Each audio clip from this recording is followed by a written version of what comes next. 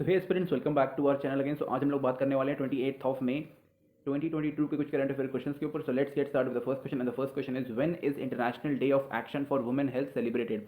Right answer of first is B which is 28 of May. Okay, तो इस दिन हम लोग वुमेन्स के राइट्स के ऊपर बात करते हैं, उनके हेल्थ के ऊपर बात करते हैं, बेसिकली जो हेल्थ का जो राइट है उनके ऊपर बात करते हैं। साथ ही में यहाँ पे एक चीज़ आता है जिसका नाम है SRHR। ओके, जिसका फुल फॉर्म होता है sexual and reproduction health right movement. Okay, तो ये काफ़ी ज़्यादा इंपॉर्टेंट है, इसका फुल फॉर्म आप लोग याद रखना है। इसको हम लोग वर्ल्ड वाइड सेलिब्रेट करते हैं, या फिर आप इसको कह सकते हो ग्लोबली हम लोग इसको सेलिब्रेट करते हैं।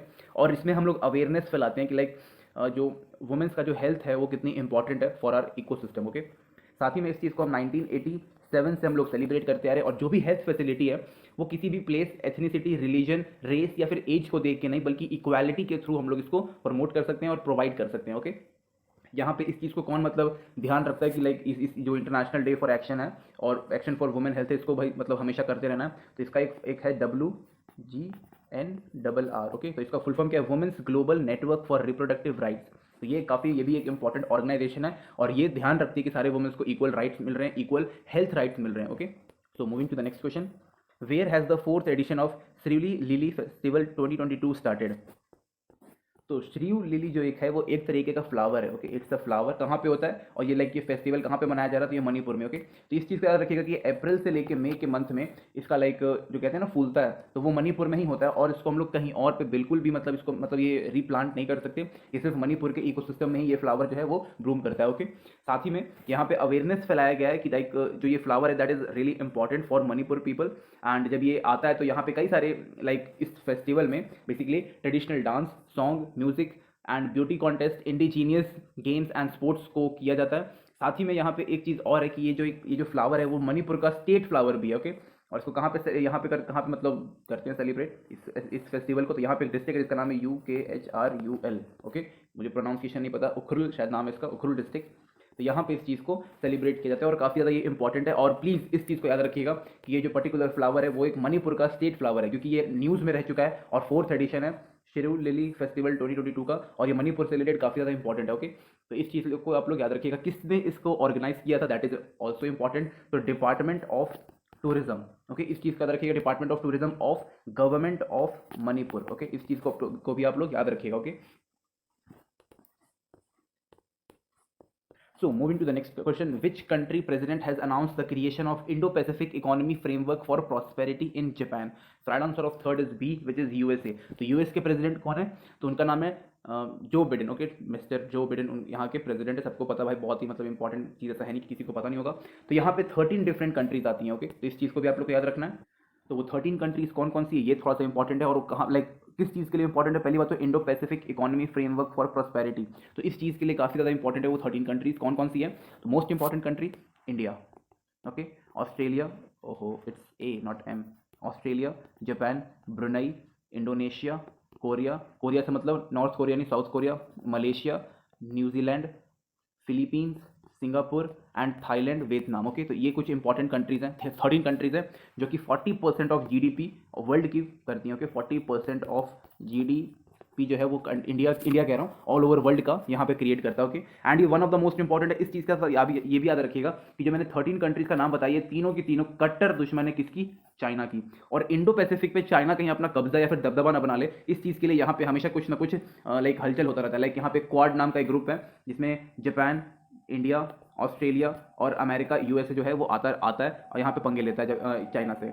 सो मेन यहाँ पे यही है कि यहाँ पे जो इंडो पैसिफिक का जो यहाँ पे एरिया है उस एरिया के ऊपर चाइना अपना कब्जा ना कर ले, उस चीज़ को यहाँ पे अवॉइड करने के लिए, रोकने के लिए ये सारी चीज़ें यहाँ पे की जाती है। ओके, यहाँ पे जापान, यूएस और ऑस्ट्रेलिया दिया हुआ है, और इंडिया को अगर हम मिलाएंगे तो ये क्वाड का यहाँ पे रीजन बन जाएगा। Okay, next question is which state government has cancel the Par Tapi Narmada river linking project. Okay, इस प्रोजेक्ट के बारे में ज़्यादा आप जानिएगा मत, मतलब जान भी सकते हो आप, बिकॉज ये कैंसिल हो चुका है तो इसका उतना इंपॉर्टेंस बनता नहीं है। इंपॉर्टेंट यही बनता है कि लाइक इंपॉर्टेंट ये है कि भाई ये कैंसिल हो गया। ओके, इसके साथ मैं ऊपर वाले क्वेश्चन में आपको थोड़ा सा और कुछ बताना चाहूँगा। इन जब ये सारे कंट्रीज यहाँ पे मिल जाते हैं इस फ्रेमवर्क में, मतलब मैंने ऑलरेडी वो बताना भूल गया था, जब यहाँ पे फ्रेमवर्क में जब मिलते हैं, यहाँ पे इकोनॉमी प्रॉस्पेरिटी इन जापान में जब ये होता है। ओके, तो इस चीज़ में यहाँ पे टेक्नोलॉजी इनोवेशन ओके यहाँ पे इंपॉर्टेंट है। साथ में कंट्रीब्यूशन इन ग्लोबल इकोनॉमी, इस चीज़ के लिए भी ये काफ़ी इंपॉर्टेंट है। और बिजनेस अमंग इन 13 कंट्रीज, ये भी काफ़ी इंपॉर्टेंट एस्पेक्ट है, ये मैं बताना भूल गया था इस चीज़ के लिए, तो मैंने आपको अभी बता दिया। ओके, तो यहाँ पे मैं क्वेश्चन फिर से बोलता हूँ, विच state government has cancel the पर Tapi Narmada river linking project. Right answer of 14th है सी, which is Gujarat.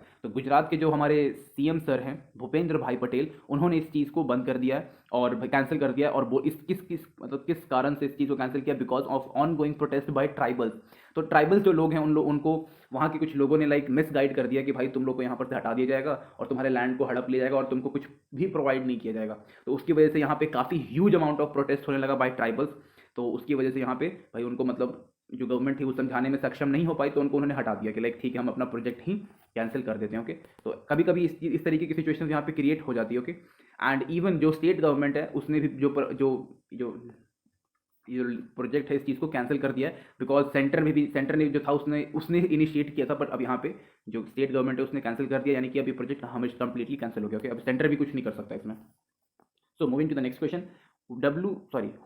who has been elected as the head of the World Health Organization, जिसको हम WHO बोलते हैं। तो right answer of fifth is B, which is Tedros Adhanom Ghebreyesus. Okay, तो हम इसको short में टेड्रोस ही बोलेंगे। तो जो टेड्रोस भाई साहब है वो यहाँ पे सेकंड टर्म के लिए इलेक्ट हुए हैं। ओके, इस चीज़ को याद रखिएगा। और 5 ईयर्स के लिए यहाँ पे इन्होंने WHO का भार संभाला है। ओके, ये इथोपिया नाम की कंट्री है जो कि अफ्रीका में है। यहाँ पर से इन्होंने मतलब ये बिलोंग करते हैं और ये फर्स्ट डायरेक्टर जनरल है जो कि मेडिकल डॉक्टर के लिए क्वालिफाइड नहीं है। ओके, इस चीज़ को भी आप याद रख सकते हैं। लाइक क्वेश्चन पूछेगा यही कि भाई फर्स्ट डायरेक्टर जनरल बताइए जो कि मेडिकल डॉक्टर के लिए क्वालिफाइड नहीं है, फिर भी वो हेड है उस चीज़ के, तो वो बंदा टेड्रोस है। ओके, तो टेड्रोस के सामने जो भाई कोई भी मतलब क्वालिफाइड था नहीं, because of covid situation handling. Okay, तो इस कोविड-19 में जो इन्होंने काम किया, लाइक टाइम से पहले लोगों को आगाह कर देना कि भाई काफ़ी घातक हो सकता है, और भी चीज़ों में इनका काफ़ी ज़्यादा हाथ था। तो उस चीज़ को लेकर के भाई कोई भी इनके सामने लाइक ऑपोजिशन में खड़ा नहीं हो पाया कि भाई इनका कोई काम नहीं है, योगदान इन्होंने कुछ किया नहीं तो इनको हटा दो, ऐसा कुछ था ही नहीं किसी के पास ऐसा मुद्दा। ओके, तो कोविड-19 में इन्होंने काफ़ी अच्छा काम किया, ऑल ओवर वर्ल्ड में काफ़ी इन्होंने मतलब हेल्प किया लोगों का, स्पेशली जो गरीब कंट्री थी, जो पुअर कंट्री थी, उनमें काम किया। तो उसकी वजह से यहाँ पे इनको काफ़ी ज़्यादा सपोर्ट मिला और इनके ऑपोजिशन में कोई खड़ा नहीं हो पाया। ओके, तो most important thing, who is the new elected head, तो इट्स टेड्रोस, जो कि सेकंड टर्म के लिए अपना शुरुआत कर चुके हैं 5 सालों के लिए। Okay, so moving to the next question, where has India's first Olympic value education program has been started? So right answer of 6 is it's A, which is Orissa। तो ओरिसा को आपको पता ही होगा कि भाई लाइक ये स्पोर्ट्स को रिलेटेड मतलब स्पोर्ट्स से रिलेटेड काफ़ी इंपॉर्टेंट स्टेट माना जाता है। ओरिसा के साथ साथ आप हरियाणा को भी कंसिडर कर सकते हो, यहाँ से लाइक काफ़ी सारे जो एथलीट्स हैं वो आते हैं और like they give their best and India का जो नाम है वो रोशन करते हैं हमेशा हर फील्ड में। ओके, तो अगर हम यहाँ पे बात करें तो इसको हटाएंगे हम लोग, यहाँ पे India first Olympic value education program की, तो इसको लॉन्च किया है हमारे सीएम साहब जी ने, जिनका नाम है नवीन पटनायक, जो कि ओरिसा के सीएम है। ओके, एंड यहाँ पे विथ कोलैबोरेशन विथ ABFT, तो ये क्या है, ये विथ अनुभव बिंद्रा फाउंडेशन ट्रस्ट, इनके साथ मिलकर इन्होंने इस चीज़ को लॉन्च किया। ओके, तो इस चीज़ में और क्या क्या रहेगा, तो इसमें जो 90 स्कूल्स को वेट अ सेकेंड, हाँ 90 स्कूल्स को इस चीज़ को प्रोवाइड किया जाएगा, जो कि भुवनेश्वर साथ में एक और डिस्ट्रिक्ट है उसमें मिलेगा, और इसमें अराउंड 32,000 स्टूडेंट्स को इस चीज़ के ऊपर लाइक फैसिलिटी स्टार्टिंग में प्रोवाइड की जाएगी। इसमें यहाँ पे फ्री एंड एक्सेसिबल टीचिंग मिलेगा, साथ में यहाँ पे कोर प्रिंसिपल्स ऑफ ओलंपिक में जो होते हैं उनके बारे में बताया जाएगा। साथ ही में मेन इनका जो मोटिव है कि भाई जब इनको ये प्रोग्राम जब हम लोग पढ़ा के खत्म करें तो जो इनके जो स्टूडेंट या फिर जो चिल्ड्रंस होंगे वो एटलीस्ट एक्टिव, हेल्दी और रिस्पॉन्सिबल सिटीजनशिप बन जाएं और आगे जाके देश का मतलब ओलंपिक में काफ़ी अच्छा योगदान दे सकें और अपने देश को काफ़ी ऊंचे लेवल पे लेके जा सकें। ओके, तो ये सारी चीज़ें कुछ थी इस क्वेश्चन में। Next question is who has become the CEO of JSW1 platform. तो right answer of 7th is D, which is Gaurav Sachdeva. Okay, तो यहाँ पे ये CEO ऑफ JSW1 प्लेटफॉर्म के बन चुके हैं। ओके, साथ ही में ये क्या करता है, तो बेसिकली यहाँ पे by and selling of steel, साथ सेलिंग ओके स्टील लिख देते हैं, स्टील, सीमेंट, पेंटिंग बिजनेस, इन सब चीज़ों के ऊपर है। साथ में यहाँ पे कंस्ट्रक्शन के ऊपर भी काफ़ी ज़्यादा योगदान है और साथ ही में यहाँ पे MSME के ऊपर भी यहाँ पे काफ़ी ज़्यादा फोकस किया रहता है। जो भी यहाँ पे MSME से जो बन किया था उनको भी खरीदना या फिर बेचने वाला काम रहता है यहाँ पे, और बिजनेस में काफ़ी इंपॉर्टेंस है इस पर्टिकुलर प्लेटफॉर्म का। ओके, तो right answer of 7th is D, which is Gaurav Sachdev. I recommend you कि आप इसको वापस से एक बार जाएं गूगल पे। ओके, और गूगल पे जाकर आप इसके बारे में अच्छे से एक बार पढ़ लें कि JSW1 प्लेटफॉर्म जो है वो क्या करता है। Okay, next question is which organization has recently release the monitor on the world of frame report. Right answer of 8th is B, which is ILO। Okay, तो ILO का फुल फॉर्म क्या होता है, तो ILO is international labour organization. Okay, तो ये 9th addition का report इन्होंने पब्लिश किया, 9th एडिशन, इस चीज़ को याद रखिएगा। यहाँ पे इस रिपोर्ट में बताया गया कि 11.02 करोड़ लोग जो हैं उन्होंने अपना जो वर्ल्ड के, नॉट इंडिया, वर्ल्ड के जो है उन्होंने अपना जॉब लॉस्ट कर चुके हैं, like they have lost their job. Okay, And why? Because of lockdown in China, because of Russia Ukraine conflict, and all these things are creating problems in the world. कैसे? यहाँ पे जो food का जो food prices साथ में fuel prices double F, इस चीज़ का रखिएगा, काफ़ी ज़्यादा इंपॉर्टेंट है। ये डबल एफ है, इनकी जो प्राइसेस है काफ़ी हाई हो चुका है। इन्फ्लेशन रेट जो है वो धीरे धीरे बढ़ रहा है, because Russia is the biggest country in the world. तो उसमें से लाइक वीट, हर तरीके के ऑयल, नेचुरल गैस का पूरा भंडार है रशिया के पास। तो इन सब चीज़ों के मतलब रशिया यूक्रेन के कारण काफ़ी ज़्यादा चीज़ें, काफ़ी सारी प्रॉब्लम्स यहाँ पे आ रही है, because they are not supporting any country, they are not providing anything to any country because of sanctions. And उनके अपने भी लाइक लोग थोड़ा परेशान है, तो उसकी वजह से भी यहाँ पे हो रहा है कि भाई वो पहले अपनी कंट्री के लोगों को स्टेबल करेगा, उसके बाद कुछ होगा। और वैसे भी हर कंट्री ने रशिया के ऊपर सैंक्शन लगा दिए हैं, तो उसकी वजह से लाइक वहाँ के जो लोग हैं उनका जॉब लॉस, हर चीज़ वहाँ पे प्रॉब्लम होना शुरू हो चुका है। तो ये monitor of world of work report इसी के ऊपर आधारित है। ओके, आप चाहो तो और इसके ऊपर पढ़ सकते हो। Okay, next question is, recently in which state ACME solar has started 300 megawatt solar project? Right answer of 9th is A, which is Rajasthan. यहाँ पे महाराष्ट्र ने इस चीज़ को लाइक महाराष्ट्र ने पहले बोला कि भाई राजस्थान जो है ये तो ऑलरेडी सोलर पावर प्रोजेक्ट लगा चुका है बिगेस्ट, हम भी अपना लगाएंगे, बिगेस्ट हो या ना हो लेकिन हम अपना लगाएंगे। तो महाराष्ट्र चला गया राजस्थान में जोधपुर में, और उन्होंने बोला कि भाई ठीक है हमारा लगाओ, और यहाँ पे इसके साथ टाई अप करके इन्होंने 300 मेगावाट का लगा दिया। तो जो महाराष्ट्र है यहाँ से पावर आएगा महाराष्ट्र में। ओके, तो ये एक इंपॉर्टेंट चीज़ था। ओके, ऑलरेडी मैंने बताया आपको कि जोधपुर डिस्ट्रिक्ट में लगाया गया, सप्लाई टू महाराष्ट्र। और ये जो ACME सोलर जो ग्रुप है या फिर जो कंपनी है, ये बेसिकली ग्रीन हाइड्रोजन के ऊपर काफ़ी काम करती है, साथ ही में यहाँ पे ग्रीन अमोनिया के ऊपर काफ़ी काम करती है। तो लाइक आप लोगों को पता ही होगा कि 2070 तक इंडिया को नेट जीरो एमिशन का टारगेट जो है वो अचीव करना है। क्लाइमेट चेंज के ऊपर भी काफ़ी सारी बातें होती रहती हैं, तो उसमें भी लाइक गो ग्रीन के ऊपर बात होता है, तो ये सारी चीज़ें वहाँ पर सपोर्ट करती है। ओके, साथ ही में Gurugram based renewable energy company है, कौन सी?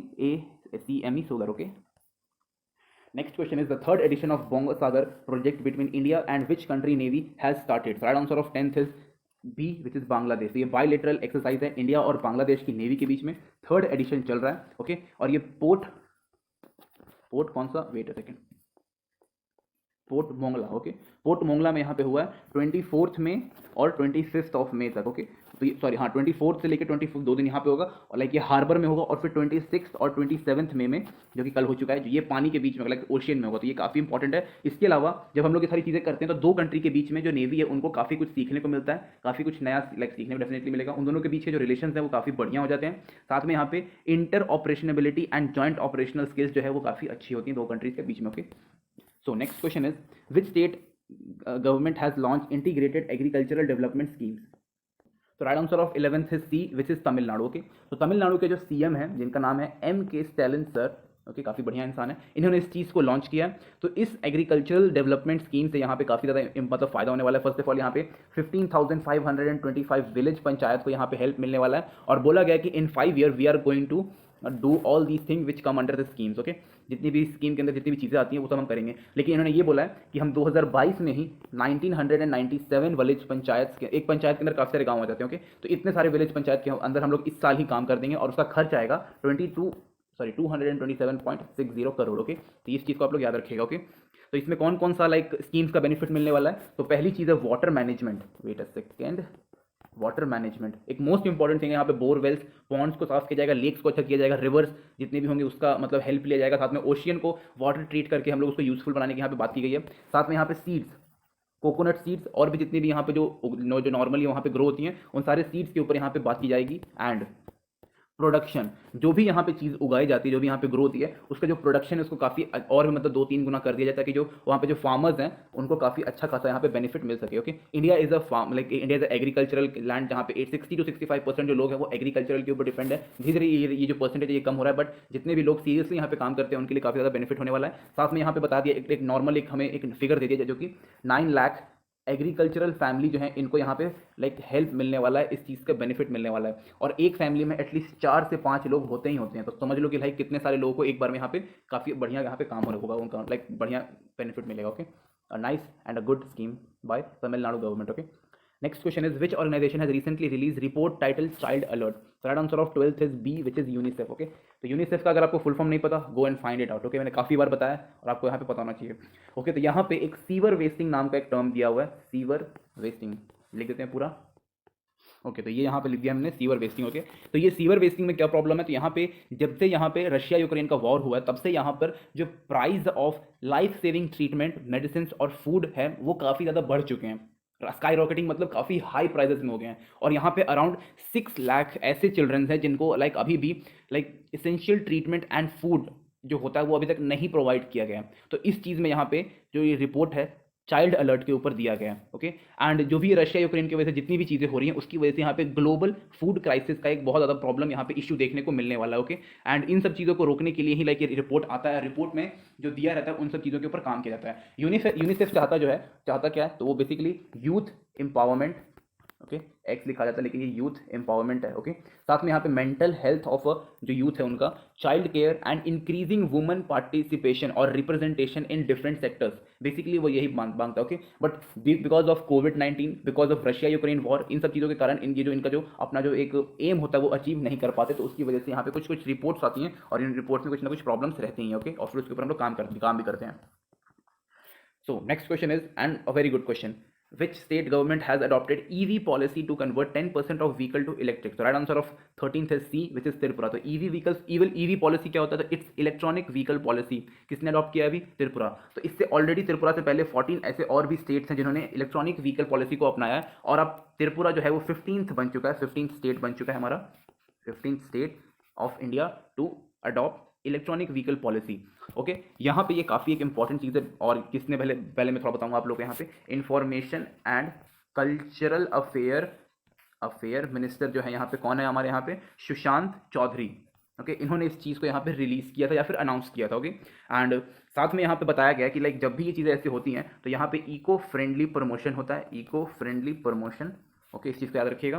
साथ में यहाँ पे इलेक्ट्रॉनिक व्हीकल्स के ऊपर प्रमोशन होता है कि भाई आप अब इलेक्ट्रिक चीज़ों के ऊपर डिपेंड होइए, मतलब, और फॉसिल फ्यूल्स को आप कम करिए, पेट्रोल डीजल के ऊपर कम लगाइए, बिकॉज ऑलरेडी इसके प्राइसेस हाई हैं, और जो पोल्यूशन होता है उसको कम करता है। और एक यही है कि लाइक एक मोस्ट इंपॉर्टेंट सेक्टर ये होता है कि भाई एयर पॉल्यूशन को हम लोग कम कर सकें। इंडिया हमेशा एयर पॉल्यूशन में टॉप रहता है हमेशा, तो उस चीज़ को कम करने के लिए यहाँ पे बताया गया। त्रिपुरा में रजिस्टर्ड 60,000 व्हीकल्स हैं, और इसका 10% अगर हम करें तो वो 6,000 होता है। तो ये चाहता है कि भाई हम इसको हटा दें और 6,000 जो व्हीकल्स हो वो इलेक्ट्रॉनिकली व्हीकल। ओके, ये कुछ इंपॉर्टेंट चीज़ें थी इसके ऊपर, और लाइक इसमें और भी इन चीज़ों को इंक्लूड कर सकते हो, लाइक ऑलरेडी मैंने कहा इको फ्रेंडली, गो ग्रीन का नारा जितना भी है उन सब चीज़ों के ऊपर। Okay, next question is, who represent India in the 7th meeting of BRICS संस्कृत मिनिस्ट्री? तो right answer of 14th is B, which is Shri Meenakshi Lekhi. Okay, तो ये 7th मीटिंग ऑफ ब्रिक्स था। ब्रिक्स का फुल फॉर्म क्या होता है? इट्स ब्राज़ील, कॉमन ही लगाएंगे सीधा, Russia, India, China and south Africa. जो साउथ अफ्रीका है वो 2010 में आया था, एक्स्ट्रा इन्फॉर्मेशन। ओके, तो यहाँ पे एम यही होता है कि जो हमारा एग्रीकल्चरल कॉर्पोरेशन है उसको हम बढ़ा सकें,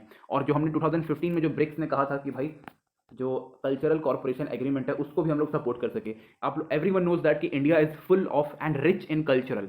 इंडिया के पास हज़ारों तरीके की कल्चर हैं और उसको हमेशा वो डे बाय डे प्रमोट करता है, because cultural represent a country, culture definitely represent a country and people of the country, कि आप किस तरीके के बैकग्राउंड से बिलोंग करते हैं और आपका सोच कितनी अच्छी है, कितने आगे तक की है। तो वो ये सारी चीज़ें यहाँ पे बहुत रिलेवेंट होती है, काफ़ी इंपॉर्टेंट होती है इंटरनेशनल प्लेटफॉर्म्स के ऊपर। Okay, so next question is, recently BPCL has tie up with which state government for renewable energy projects? So right answer of 15th is C, which is Uttarakhand. Okay, तो BPCL का full form होता है Bharat petroleum corporation limited. यहाँ पे ये जो Bharat petroleum corporation limited है, इन्होंने green energy plant in coastal areas के ऊपर काम करना शुरू कर दिया है। एंड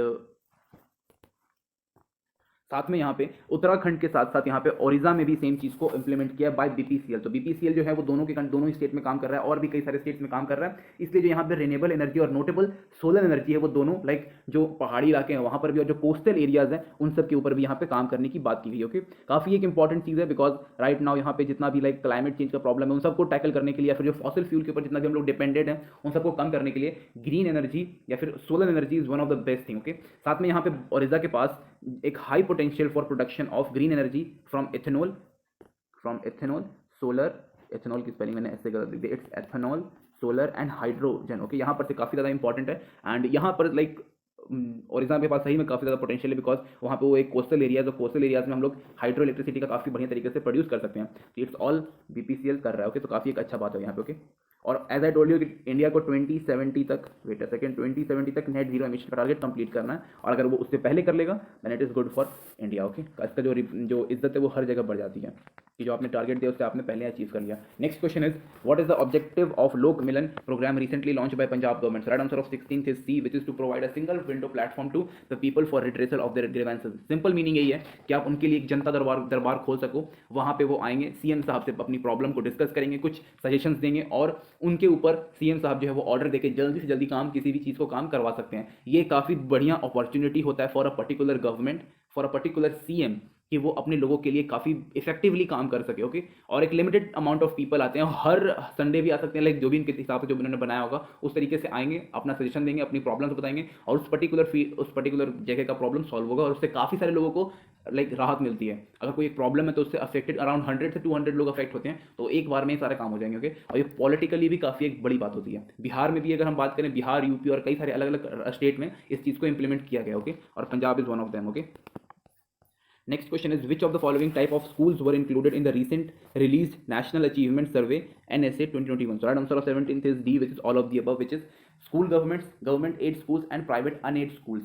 तो यहाँ पे 34 लाख स्टूडेंट्स से बात की गई, साथ में यहाँ पे 34 लाख स्टूडेंट्स से लाइक उनसे पूछा गया, साथ में यहाँ पे जो 34 लाख स्टूडेंट थे वो 1.18 लाख स्कूल से बिलोंग करते थे जो कि 720 डिस्ट्रिक्ट में फैले हुए थे, जो कि ऑल ओवर स्टेट और यूनियन टेरेटरीज में थे। यहाँ पे health of school education system के ऊपर बात किया गया, जो कि क्लास 3rd, 5th, 8th और 10th में थे। एंड इन सब चीज़ों के ऊपर ही यहाँ पे सब कुछ बात की गई कि भाई जो आपने स्कूल प्रोवाइड किया वो कितना अच्छा परफॉर्म कर रहा है। एंड बेसिकली यहाँ पे children progress, where is my pencil, it's children progress and learning competency के ऊपर बात की गई। ओके, तो काफ़ी एक इंपॉर्टेंट था, आप इसके ऊपर डेफिनेटली एक आर्टिकल पढ़ो गूगल पे जाके। Okay, next question again related to that, according to the national achievement survey NSA 2021, what percentage of school student in India commute to and from school on foot? Okay, तो right answer of 18th is B, which is 48%। ओके, तो 48% जो है वो अपने पैरों पे चल के स्कूल जाते हैं, 18% जो है वो बाइसाइकिल पे जाते हैं और 9% है वो स्कूल्स के ट्रांसपोर्ट का लाइक लाभ उठा करके वहाँ पे जाते हैं। तो ये this is not a good percentage कि आप 48%, almost half of the percentage of student are coming through foot. Okay, तो ये this is not a good, क्योंकि काफ़ी सारे जो स्टूडेंट होते हैं वो इसी कारण से लाइक बोलते हैं कि भाई छोड़ो ना, कल जाएंगे, और जिनके पास सुविधाएं होती है वो पहुँच जाते हैं अपनी जगह पे। तो ये जो 48 है इसको आप जीरो करिए और 100% स्टूडेंट्स को आप लाइक प्रोवाइड करिए जितने भी स्कूल की चीज़ें। Okay, next question is which state has recently decided to adopt bill to appoint the chief minister as the vice chancellor of university is in the state in place of governor? Right answer of 19th is A, which is West Bengal. तो basically यार ये बहुत ही political है, यहाँ पे ममता बनर्जी को बोला गया कि भाई आप बनिए वाइस चांसलर जितने भी स्टेट यूनिवर्सिटीज़ हैं, और जगदीप धनकर वेस्ट बंगाल के गवर्नर है, तो उनको बोला गया कि आप अपना काम करिए, यूनिवर्सिटीज़ के वाइस चांसलर अब आप नहीं है। यहाँ पे बेसिकली सिंपल यही है कि भाई पॉलिटिकल है, यहाँ पे जो सेंटर की जो गवर्नमेंट है वो अलग है, स्टेट की गवर्नमेंट अलग है। सेम चीज़ यहाँ पे हमें केरला में देखने को मिला था, वहाँ पर भी यही बोला गया कि भाई अब जो आपके वाइस चांसलर होंगे वो सीएम साहब होंगे केरला के, और सेम चीज़ वेस्ट बंगाल के साथ भी हुआ है। तो यहाँ पर जो सेंटर अपॉइंट करता है जिसको, गवर्नर को, जो कि स्टेट में देख सके जो लॉ एंड ऑर्डर है वो सही तरीके से काम कर रहा है कि नहीं कर रहा, उसको यहाँ पे हटाने की बात की गई। ओके, और यहाँ पर जो गवर्नमेंट होते हैं वो दूसरे पार्टी से ना लाइक उतना बढ़िया बना के नहीं रखते, उतना उनका सही तरीके से काम नहीं होता, तो इसकी वजह से थोड़ा जो कॉन्फ्लिक्ट होता रहता है। तो ये इतना बड़ा चीज़ है नहीं, काफ़ी छोटी बात भी है, काफ़ी बड़ी बात भी है, बिकॉज ये it's all about politics. Okay, next question is Australia's new prime minister Anthony Norman Albanese belong to which political party? So right answer of 20 is C, which is Australian Labour party. तो ये नए prime minister यहाँ पे बन चुके हैं, इससे पहले स्कॉट मॉरिसन थे, तो आपको ये भी याद रखना है। Okay, next question is Agarwal cup is a sport trophy associated with which games? Right answer of 21st is D, which is badminton. Okay, यहाँ पर से हम लोग स्टैटिक का क्वेश्चन स्टार्ट कर चुके हैं। Next question is the global liveability index is released annually by which organization? Right answer of 22 is A, which is the economist intelligence unit. Next question is where is the headquarter of International Boxing Association located? So right answer of 23 is C, which is Luhansen, Switzerland. Next question is Minsk is the capital of which of the country whose currency is ruble? Name the country. So right answer of 24th is B, which is Belarus. इस तरीके के reasoning type के questions भी यहाँ पे दे देता हूँ मैं।